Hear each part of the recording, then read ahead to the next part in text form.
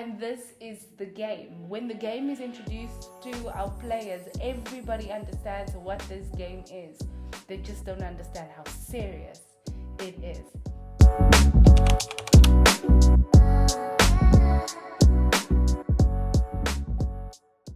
Hello and welcome to this week's episode of The Unemployed Actress. I am Lobcke, I am her is she, and she is me.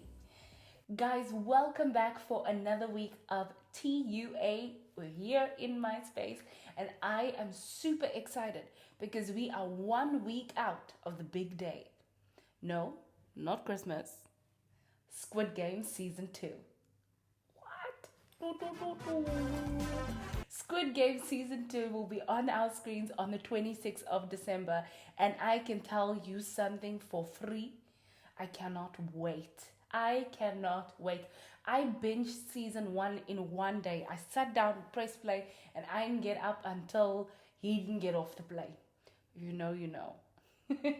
Squid Game is an incredible series. It comes from the genius mind of its creator, Hwang Dong-hyuk, because it is everything. It is so good. He is the epitome of the unemployed actress. He's the one we must look towards because man created this series back in 2008 when he was 38 years old, broke, unemployed, and living with his mother, trying to get funding for this series, and it just was not happening. Did he give up? No, he didn't. Almost 12 years later, Netflix was trying to broaden their audience, and they took on Squid Game. Squid Game then became Netflix's highest watched TV series with 1.6 million watch hours, just knocking everything else out of the park because everybody was talking about, watching, and intrigued by Squid Game. For today's episode, let's do a little bit of a recap of that amazing series, and it's even brillianter. Is that a word? Even more brilliant. The point is, it's amazing episodes. So let's go from episode 1 to episode 8.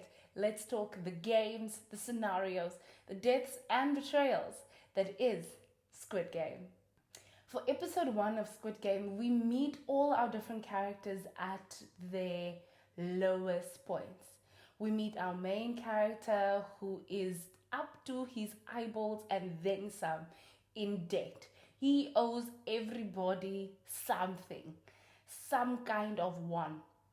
If it's not 1 million, if it's not 1,000, if it's not 100,000 million won, he owes someone something. We meet him.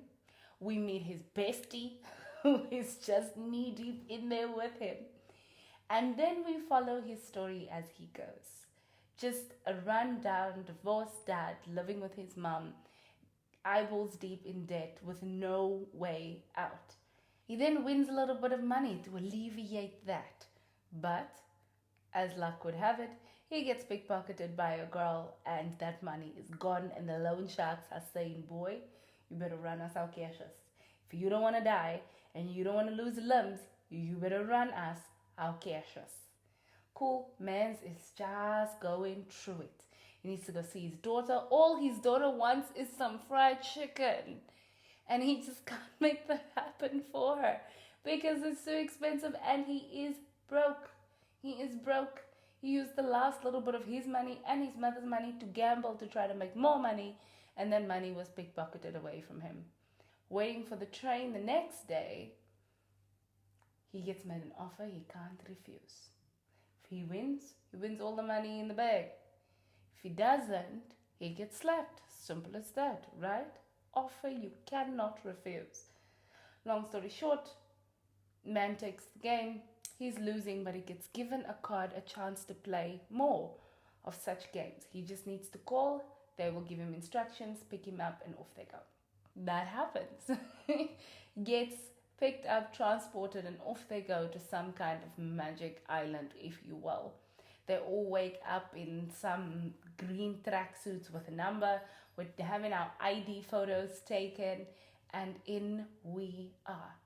We then realize, oh, we're about to start the game. It's in this really dollhouse looking place, if you will. It's pinks, it's all these bubblegum colors, pinks, yellows. It's quite bright. It is quite the resemblance of a dollhouse. And this is where they transported from their room, their giant room with bunk beds. Again, looks like a child hostel. You know, looks like kids would stay in a hostel or hostels, backpackers, those giant rooms with all the beds. They're all staying in there. And then the game begins. Guys, we are basically then thrust into the Hunger Games of adults who are playing children's games in order to win money.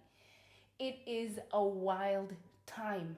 From the games, from the people we're meeting, from the side characters we're engaging with, everything just comes together so well in this series that you cannot tear your eyes away from the screen.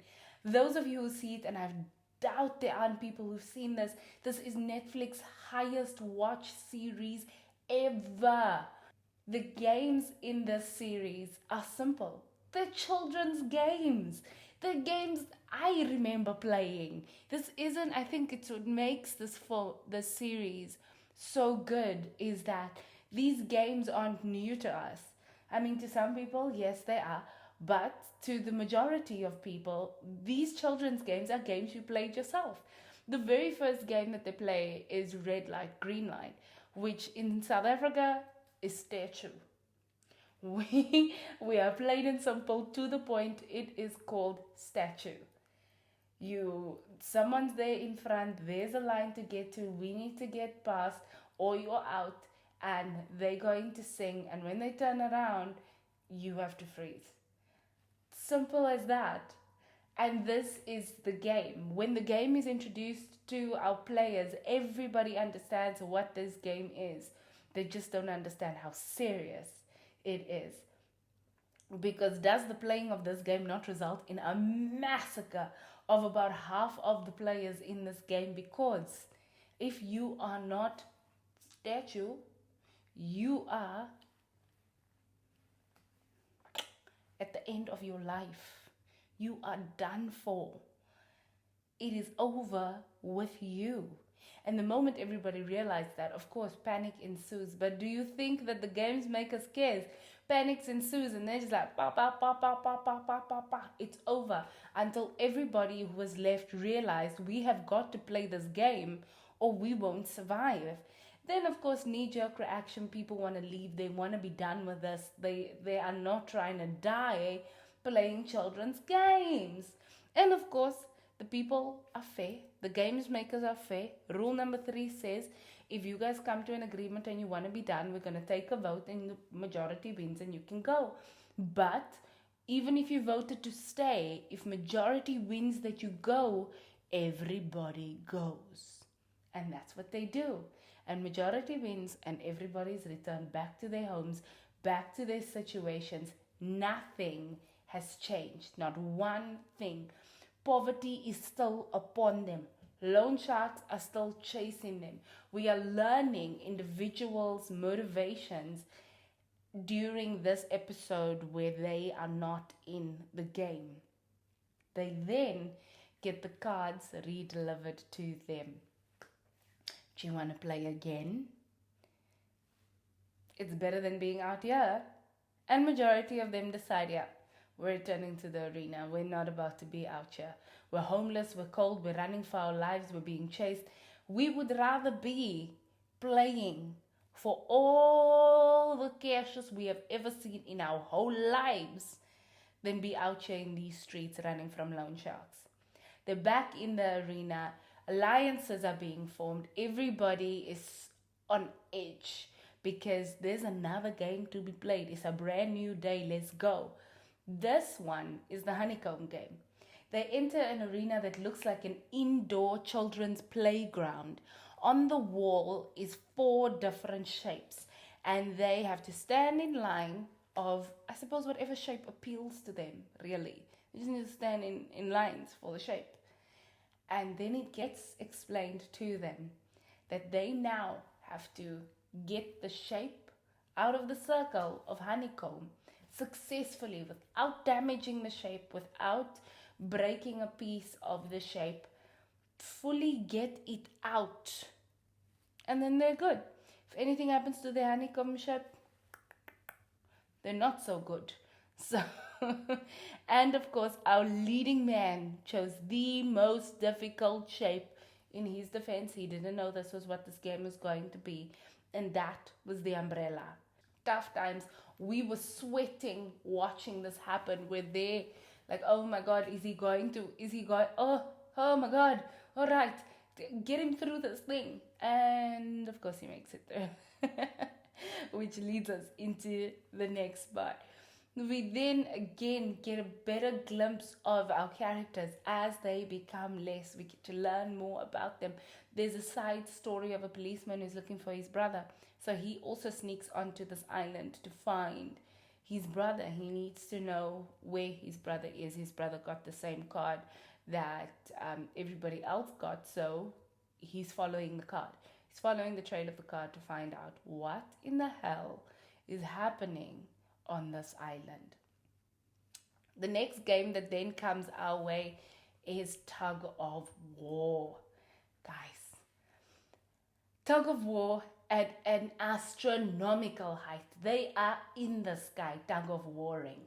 If you're losing Tug of War, just this big blade just chops the rope in half, and the losing team just falls to their death. It is wild. It is insane business. You are there literally pulling for your life so that you do not fall to your death.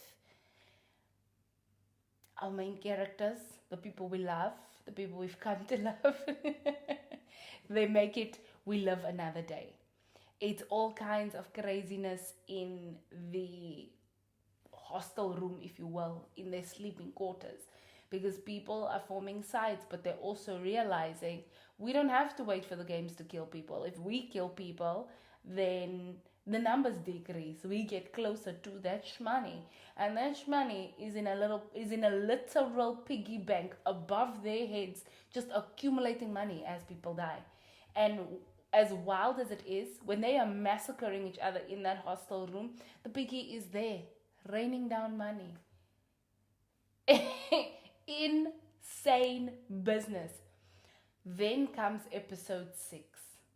Probably the most devastating episode. I promise you, the way I snot cried watching episode 6, and they were playing marbles.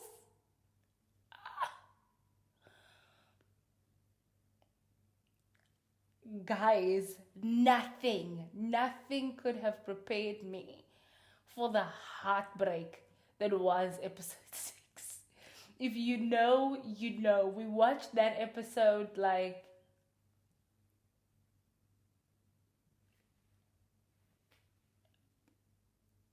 when I tell you I was choke crying. I was just absolutely devastated. I remember pausing Squid Game and just being like, oh my god, oh my god, oh my god, I can't breathe. It's just, oh, it devastated me. It devastated me to the extreme. A game of marbles. Again, games you played as kids, but because they have such intense, deadly repercussions, it just made it so much worse.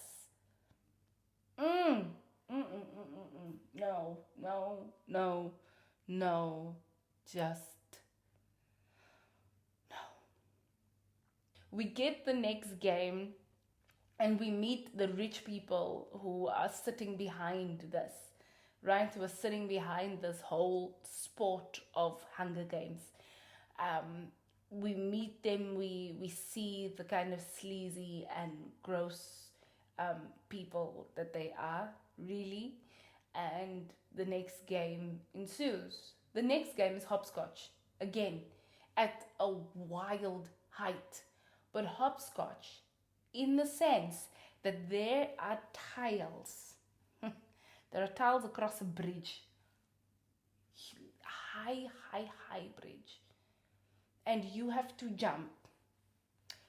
Some of the tiles is real and it's gonna hold your weight. And the other tiles is so thin that you'll crash right through it. And it's up to you to, see if you can get across. Betrayals happen. People hesitate to get across. If they don't get across, everything is just going to explode and they're just going to fall anyway. So they must get across. There's a timer to this. So they've got to do the things. Again, beloveds, make it across. We thank God. We thank God. It's wild times. When they bring us to the final 3 and our beloveds are there, and you're looking at 3 characters you've been rooting for through all these episodes, you're kind of like, shit. Who's supposed to go? Like, seriously. I really want, oh man. And it doesn't matter that the way it's structured and the story of the person we were following, right? We sort of knew they'd win. Like, they were going to win.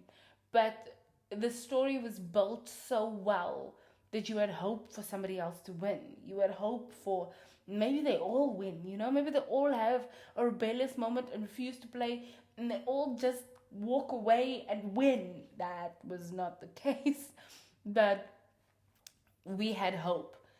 So yeah, again, it saw us lose one of our beloveds, or it saw me lose one of my beloveds. I thought she was incredible. She was strong and just, she needed to win for herself, for her brother, for her mother. She just, she just pulled at your heartstrings because she had such, everybody had motivations, right? But she had such pure motivations that you just wanted her to succeed, and she didn't. The final game is the Squid Game. And then 2 childhood friends who used to play this game together are now playing this game in a life or death situation. It is insane. What I love about it though is you see them, we've seen their character development over the past 7 episodes. And we've seen who they've become and how they've changed, or we've seen them become their true selves, really, if you will. We've seen them overcome so much, and again, you sort of have this hope that they choose each other, that they choose life, that they choose to not play the Squid Game, that they're just like, no, we both win, let us both go. Of course, that's not the case. They fight to the death, and our lead guy wins. He gets his shmoney, and now all he has to do is take his shmoney and go live his best life. That's all he has to do. He has a promise to fulfill to our leading girl and take care of her brother. He will take care of his friend's mother, and then he gets to go live his life. He can go visit his daughter in America. He can do all of those things. Man gets a new hairstyle, gets a dye job, like a girl who's just been broken up with. He glows up. Dressed well, hair's did, everything. Booked his, what I assume was probably a first-class ticket to America. He's there on his way to board his flight. He turns and he sees someone playing that very first game that he was offered at the train station, where if you lose, I get to slap you. and if you win, you get this money. And he says, you know what? I'm not boarding this plane. I'm going to stop this. I'm going to break this thing apart. There will be no more Squid Games. Lucky for us, that means season 2. So that is just a short rundown. I didn't even do it justice because I promise you there's so many intricacies. The side stories are just as good. It's what made this series so brilliant, is we were invested in not only the main character story, it's the side character stories, it's the just the narratives of so many of the surrounding characters, not even the supporting characters, just the surrounding ones, the featured extras, the ones who had maybe 2 or 3 call days. We got involved and we cared about everyone's story from start to finish. And boy, was it a brilliant story. The old man's even like, Mans is dying and he's out here playing the Squid Game. Come to find, he's involved in the inner workings of Squid Game. Madness, absolute madness. But if you haven't watched it, you have got to watch it. But I don't believe that there are people who haven't seen it. So, rewatch it before the 26th of December next week when we get season 2. To just refresh your brain, to put yourself through the hell we endured, so that we are prepared for what is ahead of us. We remember what this man is fighting for. Go rewatch, go remind your brain, so that when you sit down to binge season 2 of the Squid Game, you're ready. You're ready. Because I am. I am insanely excited. I'm like, listen, I am not trying to work on the 26th of December. I'm not trying to get anything done. I'm not trying to be bothered on the 26th of December, because you best believe I am going to be watching Squid Game Season 2. Guys, that was my little rundown of Squid Game Season 2, if you didn't know and if you didn't guess. But definitely, if you haven't seen it, I don't know what you've been doing, but watch it. If you have, watch it again to prepare for what's coming. Like, what are you doing?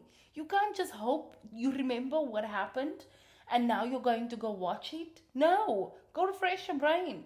Get on top of it. And then enjoy the new season. Which I'm sure, I pray to all the series gods that it is as good as the first one. There's the thing about sequels sometimes. Oh, they had no business having a season 2. Oh, they had no business having a second movie. It just reminds me, I was talking to someone about The Matrix this past week. First one, brilliant. Brilliant. Leave it alone. Don't touch it. Hey, and then they brought us Revolutions and Reloaded. Hey, Betuna. It was not good. It was not. They should have left it alone at the very first Matrix.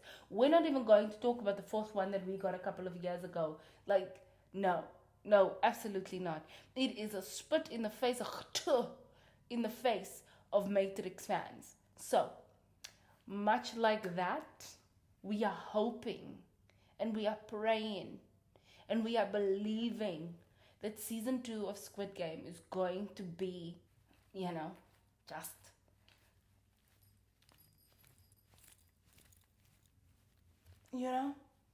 it's just taking us up and up, taking us up and over.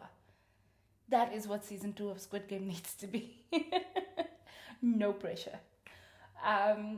So that's that on that's that on season 2 of Squid Game.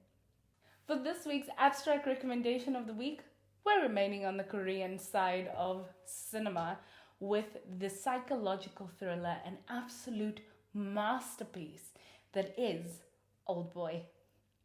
Now, if you have seen Oldboy, you already know it is a stroke of genius and brilliance, and it is incredible. It is an incredible work of art. If you haven't seen it, you should. And as I said last week, do not watch the American remake. Watch the original, please. Have your subtitles on. Read as you go, but watch the original. Do not watch the American remake because it's shitty. It's terrible. It's awful. It's not the one. You want to watch the one. You want to watch the one that was hailed a masterpiece. That is what you want to see. So, get to it. Oldboy is one of those absolutely mind bending, strange films that just takes you on a journey and you discover things as the lead character discovers things. There is never really a part where we're like, okay, we know what's going to happen. You were never prepared for what happens in Oldboy. Under no circumstances could you have guessed where the film was going. It is as shocking to you as it is to the character as he discovers what is going on. Short premise of this film: man finds himself locked in a hotel room, or a room that resembles a hotel room, for 15 years, receiving food through a doggy door every night and just having no idea why he's there. Not one clue as to what brought him there. He was married with a wife and a daughter, and then he woke up in the hotel room, turned on the TV, which was there for his entertainment, and found out that there's a manhunt out for him for the murder of his wife, which he didn't commit, and he has no idea where his daughter is. 15 years later, that he wakes up on a roof of a building outside for the very first time. There's a suit waiting for him. A beggar gives him a phone and some money, and he is now on a journey to find out who was holding him captive for 15 years and why. The why will absolutely blow your mind. The directing of this film is absolutely gorgeous. It is so good.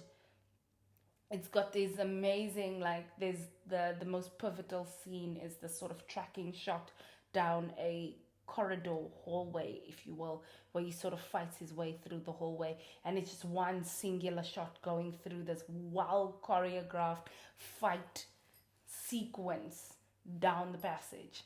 It's cinema. It is cinema. I'm not going to give away anything else about Oldboy, because even if I did, you'd be like, huh? What? It is so intricate and so simple at the same time, but you have got to see it for yourself to experience the journey that this character goes on, just trying to find out why this happened to him, and then at the same time to find his daughter. So watch Oldboy. And if you're not watching Oldboy, and we're still in the Korean side of cinema, watch Parasites. I know, you probably have, and if you haven't, I don't know what you have been doing. I don't know what rock you've been living under, and I'm not going to say anything about it, but watch Parasite. There is a reason that film won Best Picture. There is a reason it won Best Director. There is a reason for it, because it is cinema at its best. It is cinema at its best. It is gorgeous. And it comes from a director who is an auteur, who really put his brain and his creativity and his storytelling and what he wanted from the film. He put it all into it, and you get to see it in every single frame. There is intention. There is intention in the levels he creates, in the shot that he creates. If you don't watch it for the cinematic genius, just watch it because it's a really good film. It is a really, really, really, really, really, really, really, really, really good film. So watch Parasite. I'm not gonna say anything about it. Just go watch it. Guys, I usually update you on what's happening in my acting world. Right now, nothing is happening because it is the festive season. Casting agencies are closed until January. They will reopen and we will take the year on by storm once again. So for now, I'm putting my feet up. I'm sitting back. I'm waiting for season 2 of Squid Game. I'm consuming more Christmas movies than I ever have. And I will be back at it with the auditions, with the castings, getting myself ready for a new year and whatever it has to bring. But for now, watch Squid Game season 2, watch Oldboy, and watch Parasite. Subtitles should not be the thing that stops you from watching really good cinema. So, go, do. I'm sure you're on vacation, you've got nothing but time. But for now, thank you so much for joining me for another week of The Unemployed Actress. You don't have to listen to any unemployed actress stories this week, except that I'm super excited for Squid Game. Have a good week, everyone. Bye.